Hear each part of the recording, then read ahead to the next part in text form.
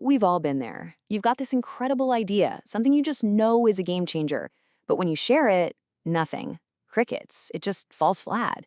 Well, here's the thing. The problem usually isn't the idea. It's how you build the case for it. Today, we're going to walk through the blueprint for building a message that's truly persuasive. So here's the game plan. We're going to start with the absolute bedrock, the foundation of your argument. Then we'll look at the blueprint for structuring your story. After that, we'll add some polish to make it shine, talk about how to bring it all to life with your delivery, and finally, we'll load up our toolkit to make sure we avoid some really common traps. It is one of the most frustrating feelings in the world, isn't it? When you know you're onto something amazing, but you just can't get other people to see it. Look, that's not a failure of your idea. It's a failure of construction. So let's grab our hard hats because we are about to start building. Okay, first things first. Every single powerful message, every idea that actually makes an impact is built on a rock-solid foundation. This is all about the what and the why. What you're saying and why anyone should believe it holds up. Now, to build that sturdy, logical spine, there's this fantastic tool called the Tolman model. Honestly, think of it like the steel rebar you put inside concrete. It's what gives your argument its inner strength and makes sure it doesn't crumble under the slightest bit of pressure. Let's break this down with a real-world example because it makes it so much clearer. Your claim is just your position, simple and direct. We should adopt hybrid work. Okay, but why? Well, the grounds are your evidence. Engagement rose 12% in our pilot. The crucial next step is the warrant. It's the bridge that connects your evidence to your claim. Higher engagement leads to higher productivity. To make that bridge unshakable, you add backing. A major meta-analysis shows a link to a 21% productivity increase. Boom. And then, the real pro move, the rebuttal, where you get ahead of the objections before they're even made. Look, having a perfectly logical, airtight argument is absolutely essential. But let's be honest, people aren't robots. We're not just logic machines.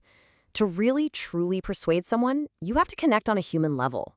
You've got to appeal to the head and the heart.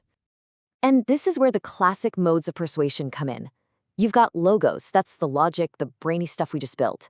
But then you have ethos, which is all about credibility and trust. Why should they listen to you?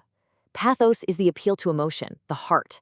Kairos is about timing. Why does this matter right now? And telos is the ultimate purpose. The best messages, they're a blend of all five. So our foundation is poured and it's solid. Now it's time to pull out the blueprint. Because the order you present your ideas in isn't random, it's a massive strategic choice that can totally change how your message lands. There are lots of ways to structure a story, but let's look at two big ones. If you're just explaining how something happened, like the phases of a project, a simple chronological order works great. But if your goal is to persuade, the problem-cause-solution structure is an absolute powerhouse. You start by defining a problem everyone recognizes, explain its root causes, and then you present your idea as the hero, the perfect solution. It just pulls people right along with you. All right, now for the polish. The argument is sound, the structure is smart. This stage is all about choosing your words carefully, using language that makes your message not just clear, but totally unforgettable. Just listen to how this line feels. We design for users so users can design their lives. It's a rhetorical device called anti-metaboly. You see that clever flip? The core words get repeated in reverse order. It creates this perfect, elegant balance that just sticks in your brain. That's not just a sentence, that's an idea engineered to be remembered. You have got to hook your audience from the very first second. I mean it. Your opening sets the entire tone. It's your one chance to make people lean in and listen, instead of mentally checking out for the rest of your presentation. So how do you nail that opening? Well, you've got some great options. You could ask a thought-provoking rhetorical question. You could hit them with a surprising statistic that makes them sit up and say, whoa. Or you could borrow some wisdom with a powerful quote. Or tell a short, relatable story that creates an instant human connection. So a message is never just a bunch of words on a page, right? It's a living, breathing thing that's delivered by a person. And how you use your body and your voice can either make your message soar or completely sabotage it. This right here is the sweet spot for eye contact. 1 to 2 seconds with one person in the audience. That's just long enough to create a real connection, to say, I'm talking to you, but it's short enough that it never gets awkward or feels like a stare down. It's all about building that rapport. Here is a super simple but incredibly effective technique for when you're on a stage.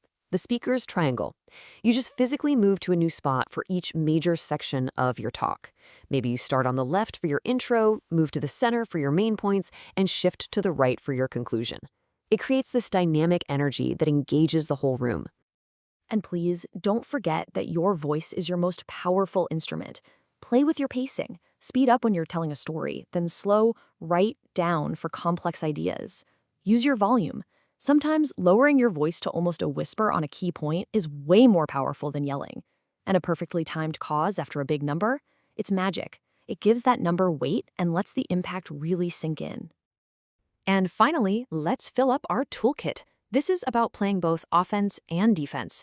It's about strengthening your own case by learning how to spot the logical flaws or fallacies that other people might use. Now, one of the most common fallacies you'll see everywhere is the straw man. This is a sneaky tactic where someone ignores what you actually said, and instead they build up a twisted, exaggerated, easy-to-defeat version of your argument and attack that instead. For example, let's say you propose a small, modest budget increase. Your opponent might fire back with, "So you just want unlimited, reckless spending?" See what they did? They built a straw man. The trick is not to get rattled. You just calmly ignore their caricature and restate your actual, reasonable position. And while we're on the topic of traps, a huge one speakers fall into is just bad slide design. So here are a few quick pro tips to save you. Keep your theme consistent, vary your layout so people don't get bored, use big, clean, easy-to-read fonts, and most importantly, always remember the golden rule. This is so important. Your slides are there to support you. They're your backup singers, not the lead vocalist. You are the message. The slides are just there to add a little visual punch, never to steal the show. So, let's wrap this all up. What's the blueprint? A powerful argument is a mix of rock-solid logic and genuine human persuasion. The structure you choose has to be tailored to what you're trying to achieve. And your delivery, your voice, your body, your eye contact, that's what builds the trust that makes the whole thing work. You've got the tools, you've got the blueprint. Your next big idea is just waiting. And now you know exactly how to build a case for it that is so strong, so clear, and so compelling that it simply can't be ignored.